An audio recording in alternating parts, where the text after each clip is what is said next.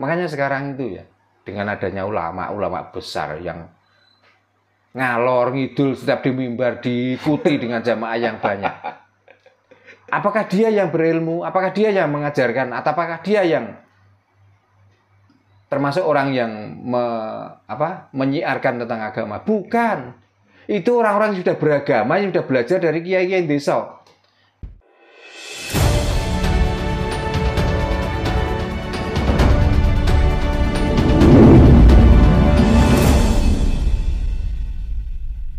Makanya kalau dilihat dari sisi lain ya, tanpa sisi agama, sebenarnya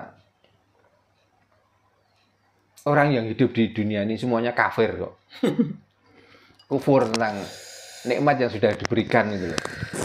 Sebenarnya kalau kita tuh nggak pakai rasa, tanpa kita tuh berkesadaran yang sangat tinggi, bisa-bisa kita itu bahkan bukan kafir lagi. Kira-kira buyute kafir kalau nggak canggai kafir malahan. Kan kita tuh sering ngingkar dengan keberadaan kita itu sendiri. Makanya orang itu kolo-kolo. Satu, seringlah datang ke kelahiran bayi. Yang kedua, sering-seringlah datang ke pemakaman jenazah. Supaya kita tuh sadar, itu loh sebenarnya kita itu. Asal mula dan akan kemana, itu seperti itu loh. Tapi kenapa begitu kita lahir dengan posisi telanjang, dengan berlumuran darah, berlumuran kotoran, begitu kita sudah dibalur dengan pakaian, sombongnya minta ampun, baru mempunyai jabatan, kedudukan, sudah kalau bahasa Jawanya itu pangwoso kinaryo godo, untuk alat untuk menekan orang lain dikala dia berkuasa. Coba di saat dia itu sudah diakui bahwa dia adalah orang yang berilmu, orang yang mempunyai kawaskidan yang lebih tinggi, jalannya saja sudah sombong, apalagi ucapannya. Jalannya apa loh sombong. Dia bisa jalan sendiri, tapi kenapa minta dikawal orang lain? Coba.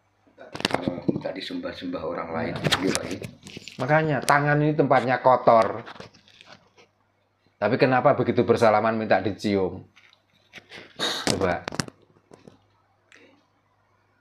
Nah gitu kok dinamakan orang suci, orang alim. Ya enggak berilmu malahan.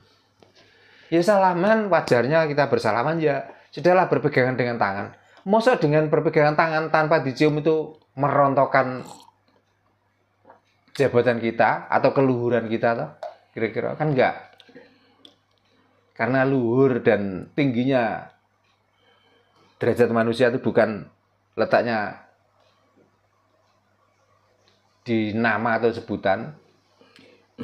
Luhur dan tingginya derajat manusia itu dari perbuatan dan ucapannya. Kita berbicara larangan dan perintah, Pak G. Yeah. Bahwa sudah jelas bahwa dikala manusia ini masih sehat jasmani dan rohani, kita diwajibkan untuk berikhtiar. Jadi intinya Tuhan sendiri mengharamkanlah kita ini selagi kita itu masih sehat jasmani dan rohani untuk meminta-minta. Kan seperti itu Pak Tarno. Sekarang kan marak ya di jalan-jalan raya. Orang minta-minta dengan dalih pembangunan masjid, gitu, pembangunan pondok, pembangunan yayasan dan lain sebagainya. Nah, itu kalau menurut pandangan Pak Darno, bagaimana Pak dengan firman seperti itu, Pak? Sudah jelas itu keliru. Sudah jelas itu ngawur. Itu apalagi untuk pembangunan tempat beribadah. Ya karena peribadatan itu sebenarnya tidak terletak di bangunan yang harus mewah, yang harus nikmat, yang harus teduh, bukan. Justru di tempat yang sangat keadaan panas, keadaan nggak nikmat dan lain sebagainya. Dikala hati kita bisa menerima, dikala kita itu sadar dengan sadar-sadarnya. Jangankan di bawah bangunan yang mewah, bahkan di tengah-tengah hutan belantara, kita tuh malah menemukan kesejatian diri kok. malah. Terus sekarang dengan adanya tempat-tempat peribadatan, entah itu dibangun dengan uang sendiri ataupun uang sumbangan dari orang banyak, dengan mewahnya, dengan megahnya, fungsi dari bangunan itu apa? Coba. Zaman dulu, zaman belum seperti ini, ada di salah satu desa itu yang musolanya itu masih musola geladak. Ya, dengan atap yang seadanya, belum ada genteng, masih menggunakan welit orang Jawa. Itu siang malam itu nggak pernah sepi dari orang, dan kiai-kiai sepuh, kiai-kiai desa tidak pernah berhenti mengajarkan tentang tata krama, tentang budi luhur, tentang cara untuk menghargai orang lain, dan dia merelakan diri untuk mengabdi, untuk memberikan ilmu pada orang-orang yang ngaji di situ, sehingga orang itu sampai paham dengan bahasa orang lain, sampai dia paham dengan cara menyembah dan lain sebagainya. Tapi kan kiai-kiai desa, orang-orang yang memang tulus dari hatinya untuk mengajarkan tentang kepribadian yang tinggi itu, kan tidak banyak yang peduli. Tapi setelah orang itu terdidik, makanya sekarang itu ya, dengan adanya ulama besar yang ngalor ngidul setiap di mimbar, diikuti dengan jamaah yang banyak. Apakah dia yang berilmu? Apakah dia yang mengajarkan? Atau apakah dia yang termasuk orang yang menyiarkan tentang agama? Bukan.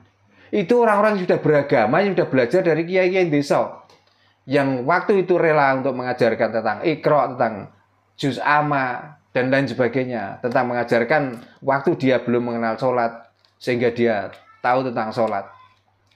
Dan orang yang sudah di mimbar-mimbar ini hanya mengulas saja, bukan dia yang berhasil. Tapi kiai-kiai desa, kiai-kiai yang tidak punya nama, kiai-kiai yang tidak pernah dihargai, itulah sebenarnya yang mengajari mereka. Nah, orang-orang itu apa? Dia hanya mempopulerkan namanya saja. Dan pengikut-pengikutnya itu sebenarnya apa? Pengikut-pengikutnya itu sebenarnya ibarat jualan yang itu marketingnya untuk merekrut orang banyak untuk mengikuti orang itu. Kalau dilihat dari keberhasilan orang-orang itu, sebenarnya dia itu hanya mencomot keberhasilan kiai-kiai desa, orang-orang yang mengajarkan dengan ketulusan hatinya, dengan keikhlasannya, tidak pernah dibayar. Dia ikhlas untuk membagikan ilmunya. Hanya ya orang-orang itulah yang berhasil sebenarnya. Pahlawan tanpa tanda jasa. Nah, yang selalu gembar-gembor di podium dengan dikunjungi orang banyak, apakah itu dianggap orang yang berhasil? Tidak sama sekali. Sebelum kita datang ke masjid, otomatis belajarnya juga di musola atau di langgar. Nah, yang mengajarkan di langgar siapa? Apakah orang yang setiap Jumat khotbah itu? Kan bukan. Bukan, Pak. Yang khotbah itu hanya mengulas orang sudah jadi di situ dikhotbahi. Copy paste, Pak, bahasane sakniki nggih. Nah, makane. Lah mestinya kita melajari orang itu yang tidak paham, yang tidak tahu sama sekali, kita ajari dari nol sampai dia itu paham. Itulah yang dianggap orang berilmu atau ulama atau orang yang berhasil untuk membawa orang dari sisi bodoh menjadi sisi pintar. Lah orang yang mempunyai gelar besar, termasuk pondok-pondok pesantren, sebelum masuk pondok pesantren ini sudah diajari loh. Karena saya nggak pernah kok lihat pondok pesantren itu mengajarkan Iqra, itu nggak pernah. Anak-anak yang masuk ke pondok berarti dia sudah belajar juz amma, belajar Iqra dulu ke kiai-kiai desa loh.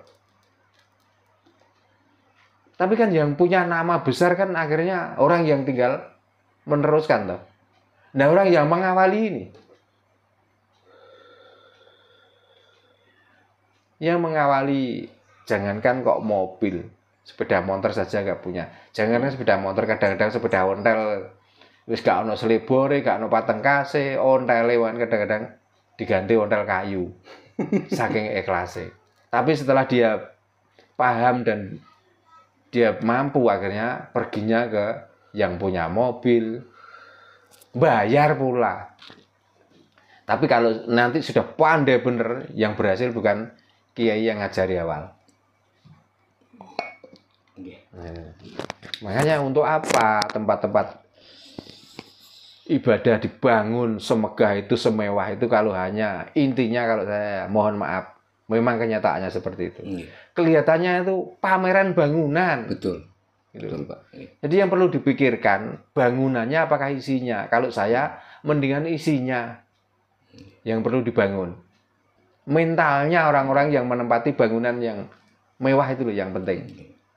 Karena belum tentu orang yang menempati bangunan yang mewah itu mentalnya juga mental yang bagus. Karena tiap 1 minggu sekali diceramai seperti itu. Medit ya pancet medit, kikir pancet kikir, sombong ya pancet sombong. Coba kelihatannya waktu duduk bersamaan diluk-diluk, nggak ketep tapi aslinya nggak turu. Tapi keluar dari situ, apa yang terjadi? Waktu di luaran di tempat parkir yang diomongkan kalau punya mobil mewah yang diomongkan mobilnya. Kalau yang dari sawah yang diomongkan juga sawahnya. Dan lain sebagainya. Selfie di depan Pajero. Nah, kan itu perlu perubahan.